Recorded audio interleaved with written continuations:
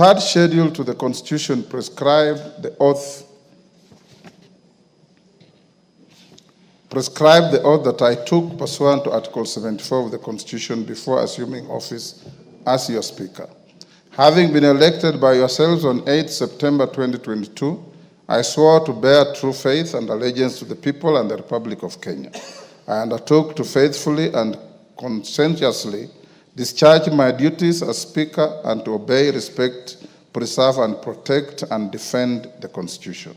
Critically, I also committed to do right to all manner of persons in accordance with the Constitution and the laws and conventions of Parliament without fear or favor, affection, or ill will. I did ask the Almighty God to help me in this crucial role and appended my signature to the physical version of the oath. With that in mind, whenever I am invited to render guidance to the House, it remains my solemn and singular duty to provide that guidance and way forward. My predecessors have previously upheld the significance of safeguarding the independence, powers, and privileges of this House and the doctrine of exclusive cognizance. Article 124 of the Constitution empowers the House to regulate its own procedure, and the other arms of government have a duty to refrain from interfering with this privilege. A question such as the one referring to the majority and minority party falls within this privilege and must, as of necessity, be guarded jealously and only resolved within Parliament. The Constitution and the laws and conventions of Parliament do not grant me the option of declining jurisdiction or issuing any guidance that effectively holds the operations of the House. My oath obligates me to ensure the uninterrupted functions of this House for the benefit of the people of Kenya. In its finding number 3, the court held that the communication was null and void. Debate arose as to whether this finding affected the propriety of all the business that the House has transacted since it was inaugurated on 8 September 2022. There were perceptions and assertions that the legislation so far passed by the House may have been voided.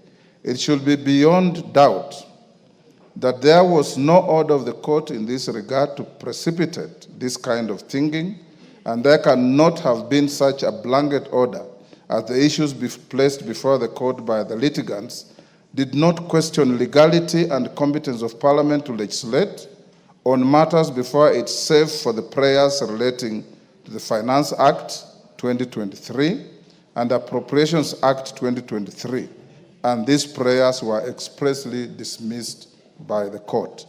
Members at the bar, take the nearest seats.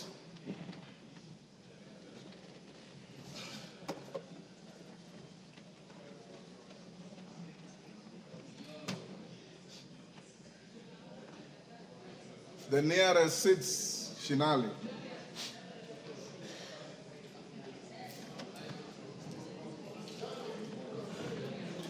Osero, take the nearest seat. Thank you. It should be beyond doubt that there was no order of the court in this regard. Sorry, I've read that. As ably noted by the Honorable Member for Kikuyu, the decisions which arise from the business transacted by the House has no relation to which party is designated as the majority or minority. They are decisions of the House as a whole. From where I sit, no debate can arise as to the legality of the actions taken by the House prior to the invalidation of the communication. I need not belabor this point. To the critical matter at hand, Article 108 of the Constitution establishes the offices of party leaders in Parliament and outlines the order of precedence to be observed in the National Assembly as follows. There shall be a leader of the majority party and a leader of the minority party. The leader of the majority party shall be the person who is the leader in the National Assembly of the largest party or coalition of parties.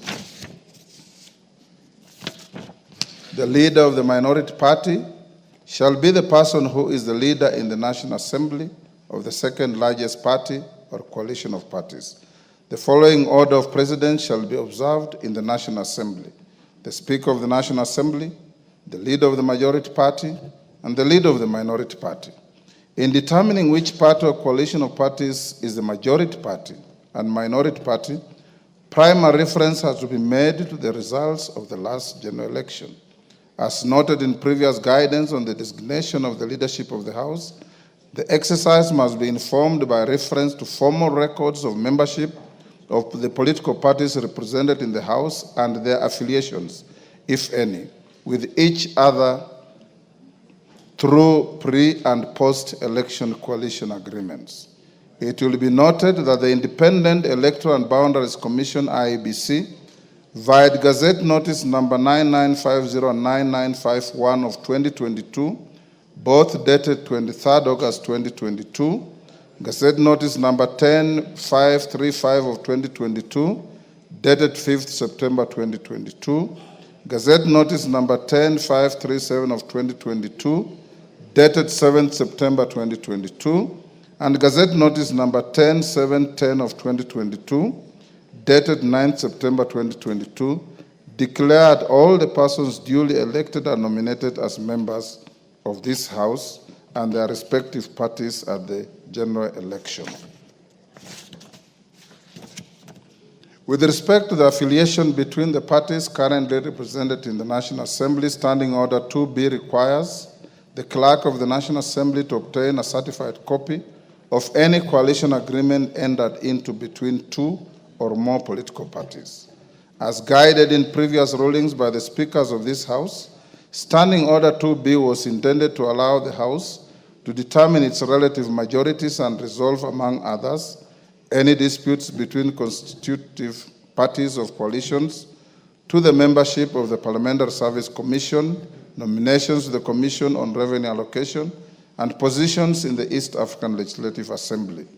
Honorable members, indeed, as noted by members in their contributions to the debate herein, the continuity of the business of the House and consideration of the orders of the court under finding Roman 1 of the judgment would be significantly embedded without access to the most current information on any coalitions formed or dissolved by the parties represented in the House today, and any variation in the membership of those coalitions and parties.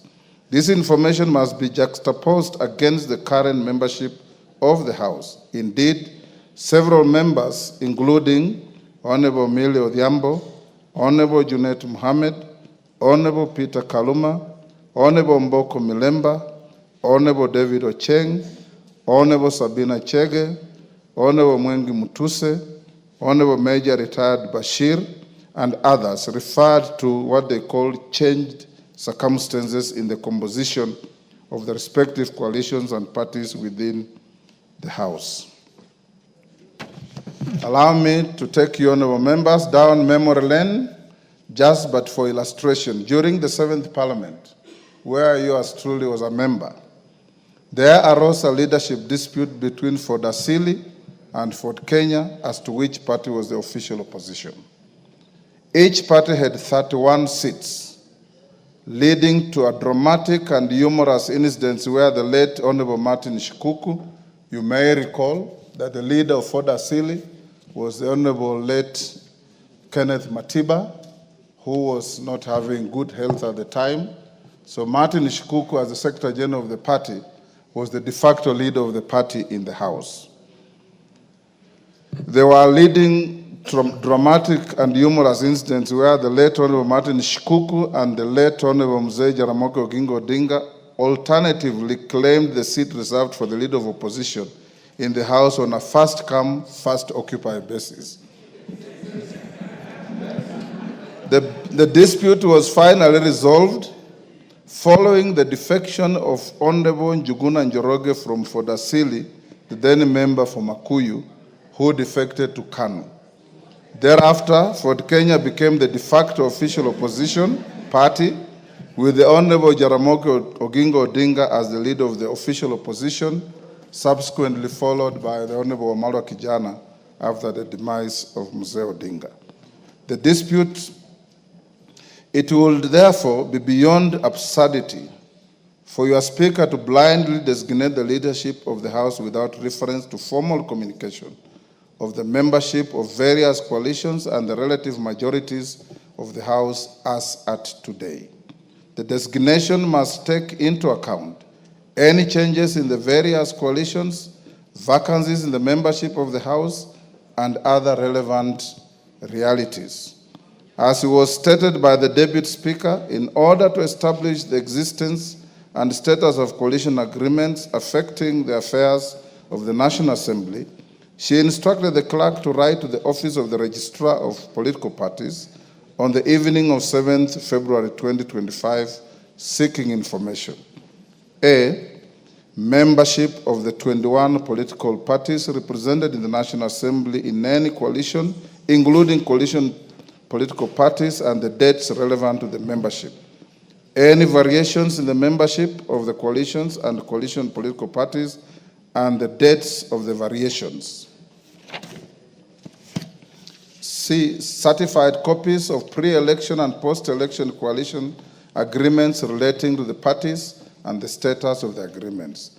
The registrar responded by a letter dated 11th February 2025 that was tabled by the Deputy Speaker yesterday, and the contents of the letter indicate as follows: that a pre-election coalition known as the Azimio la Umoja One Kenya Coalition Party, in brackets Azimio, was registered on 21st April 2022 and comprised 21 parties, namely Jubilee Party, Orange Democratic Movement, Wiper Democratic Movement, Kenya African National Union, National Rainbow Coalition, Muungano Party, Democratic Action Party, Democratic Action Party Kenya, United Party of Independent Alliance, United Progressive Alliance, Kenya Union Party, United Democratic Party, Movement for Democracy and Growth, Kenya Reform Party, Chama cha Uzalendo, Party of Peace and Democracy, National Liberal Party,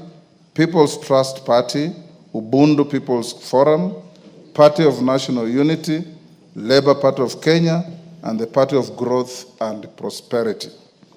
That a pre-election coalition known as the Kenya Kwanza Alliance was registered on 3rd June 2022 and comprised 11 political parties, namely United Democratic Alliance, Amani National Congress, Forum for Restoration of Democracy Kenya, Chama cha Kazi, Communist Party, the Service Party, Tuchibebe wa Kenya Party, Farmers Party, Devolution Party of Kenya, Economic Freedom Party, and the Umoja na Maendeleo Party.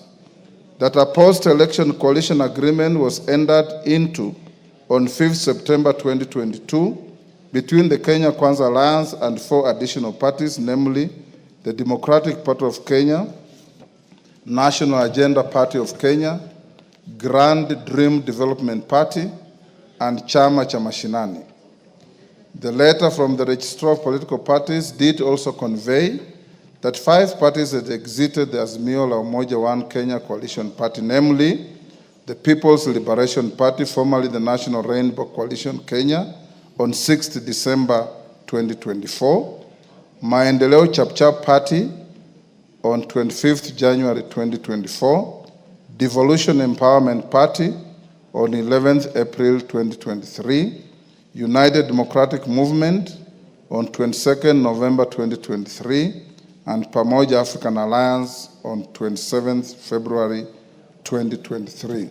Suffice to mention, members, that the People's Liberation Party, formerly National Labour Coalition, does not have representation in this House. That the Amani National Congress was in the process of dissolving the party to collaborate with the United Democratic Alliance. That the Movement for Democratic and Growth, MDG, had initiated a process of exiting the Azimio la Umoja One Kenya coalition, but was yet to finalize its exit from the coalition political party. That as at 11th February 2025, the Pamoja African Alliance, PA, Maendeleo Chapchap, MCCP, United Democratic Movement, UDM, and the National Ordinary People Empowerment Union, NOPEU, are not members of any registered coalition or coalition political party.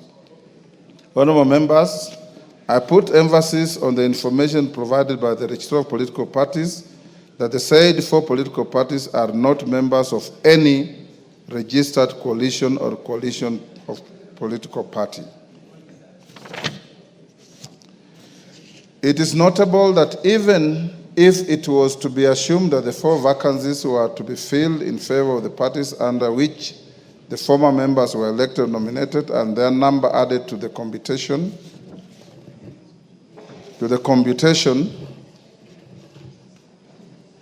of the 2 coalitions, the Azimio la Umoja One Kenya coalition party would still not attain a majority of the members in the House. Honorable members, my reference to the Gazette notices relating to the election of members at the last general election and the current vacancies with respect to Banisa, Magarini, Ugunya, and the resignation of the Honorable John Badi, the current composition of the National Assembly by individual political parties in alphabetical order is as follows. Amani National Congress, 8. Chama cha Mashinani, 1. Democratic Alliance Party of Kenya, 5. Democratic Party DP, 1. Fort Kenya, 6. Grand Dream Development Party, 1. Jubilee Party, 28. Kenya African National Union, 6. Kenya Union Party, 3. Maendeleo Chapchap, 2. Movement for Democracy and Growth, MDG, 1. National Alliance Party of Kenya, 1. National Ordinary People Empowerment Union, NOPEU, 1. Orange Democratic Movement, ODM, 83. Pamoja African Alliance, PA, 3. Service Party, TSP, 2. The United Democratic Alliance, UDA, 145. United Democratic Movement, UDM, 7. United Party of Independent Alliance, UPIA, 2. United Progressive Alliance, UPA, 1. Wiper Democratic Movement, 26.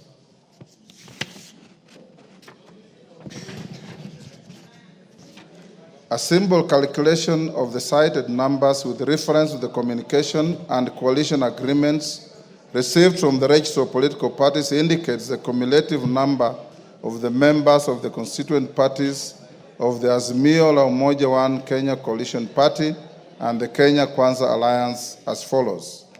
Azimio la Umoja One Kenya Coalition Party consists of 154 members, computed by adding the membership of the Orange Democratic Movement, Jubilee Party, Wiper Democratic Movement, Kenya African National Union, the Democratic Alliance Party of Kenya, the Kenya Union Party, the United Party of Independent Alliance, and the Movement for Democratic Growth. The Kenya Kwanza Alliance consists of 165 members, computed by adding the membership of the United Democratic Alliance, the Amani National Congress, Ford Kenya, the Service Party, the National Agenda Party of Kenya, the Grand Dream Development Party, the Democratic Party, and the Chama cha Mashinani. Honorable members, it's notable that the numbers relating to the Azimio la Umoja One Kenya Coalition Party are tinged by a slight element of doubt with respect to membership of the Movement for Democratic and Growth, MDG. You will recall the expressed sentiments made by the sole member and party leader of the MDG yesterday in the House, dissociating both himself and the party from the Azimio la Umoja One Kenya Coalition Party. However, I decline to engage in this controversy. Arising from the foregoing, the Kenya Kwanza Coalition is the majority party, and the Azimio la Umoja One Kenya Coalition Party is the minority party in the House. I have not received order. I still have a little more to go. I have not received any further communication from the Kenya Kwanza Coalition replacing the member for Kikuyu, the member for Kilifi, the member for South Mugirango, and the member for Marsabit County as their preferred leadership in the House. Similarly, I have not received any communication from the Azimio la Umoja One Kenya Coalition Party replacing the member for Suna East, the member for Kadhiani, the member for Suba North, and the member for Embakasi West as their preferred leadership in the House. Consequently, the leadership of the House remains unchanged. Permit me at this stage, honorable members, to address the fate of 14 members who, as per the letter from the Registrar of Political Parties, belong to parties other than parliamentary parties that are not affiliated with the two identified coalitions in the House. I wish to reiterate that the 14 members and all independent members shall be treated equally in nomination to the committees of the House and access to any other attendant entitlements. The Speaker shall, under Standing Order 174-2B, decline to approve any list of members nominated to serve in committees that does not take into account interests of all members, including the 14. Honorable members, under Standing Order 172, the Committee on Selection is responsible for nominating members to serve in all committees, including the remaining 17 sessional committees that I listed yesterday in the communication on resumption of sittings for the 4th session and the lapse and reintroduction of business. I urge the committee to prioritize the constitution of the Budget and Appropriations Committee in light of the communication that I gave you earlier on the budget policy statement. In summary, therefore, honorable members, I guide as follows. The Kenya Kwanza Coalition is the majority party in the House. Azimio la Umoja One Kenya Coalition Party is the minority party in the House. To the extent that I have not received any communication of the Azimio la Umoja One Kenya Coalition Party or the Kenya Kwanza Coalition replacing their leadership in the House, the leadership existing as at the end of the last session remains the leadership of this House. I thank you.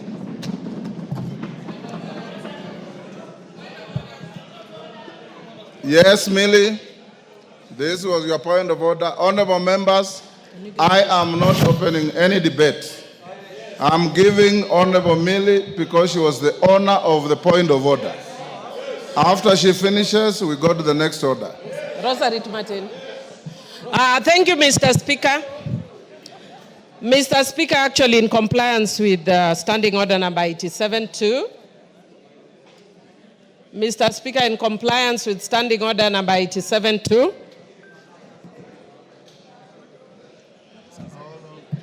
somebody was calling me.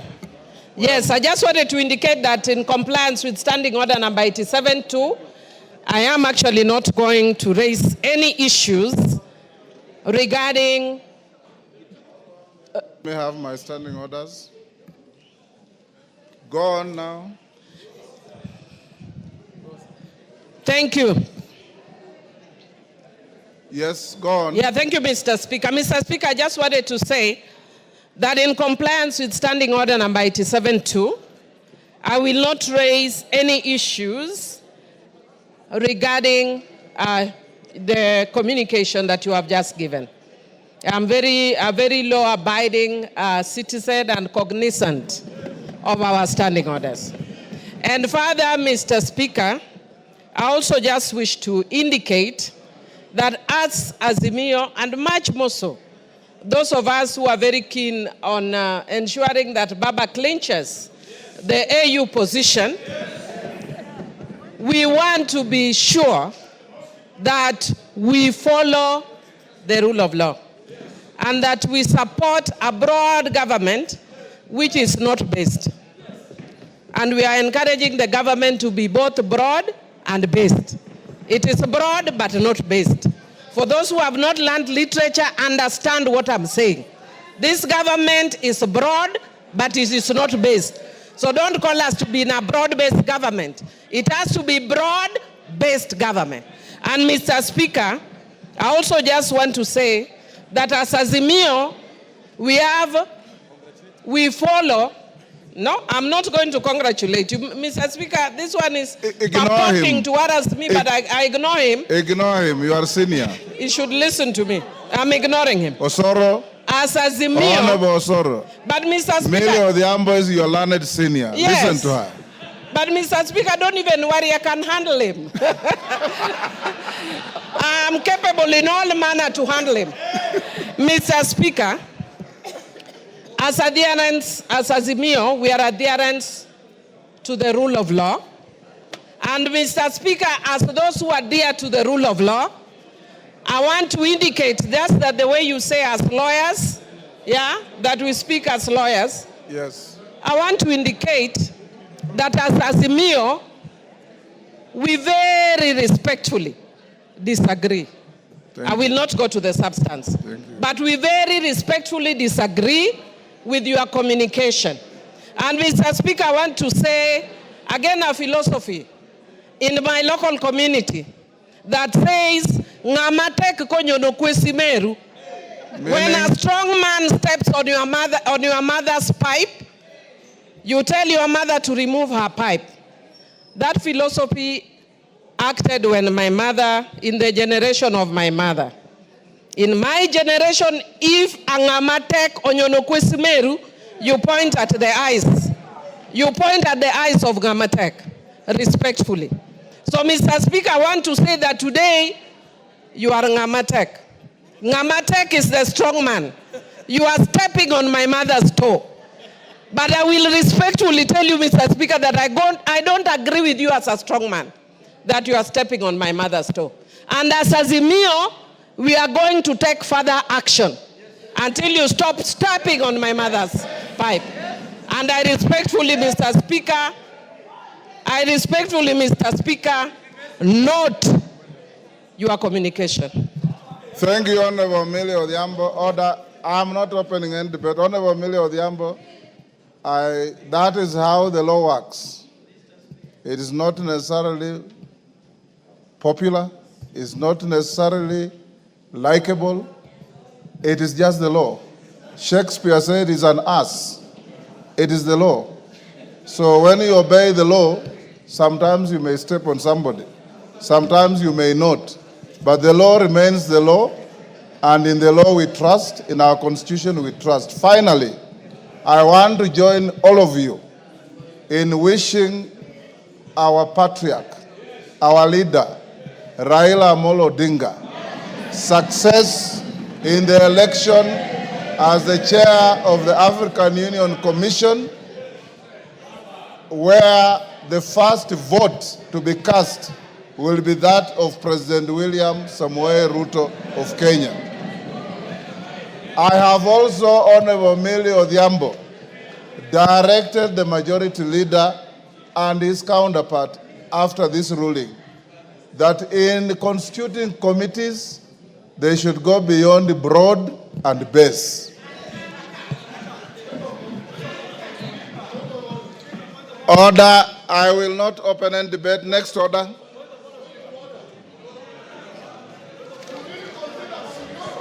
Order, Wanjala. Order, Wanjala. Next order.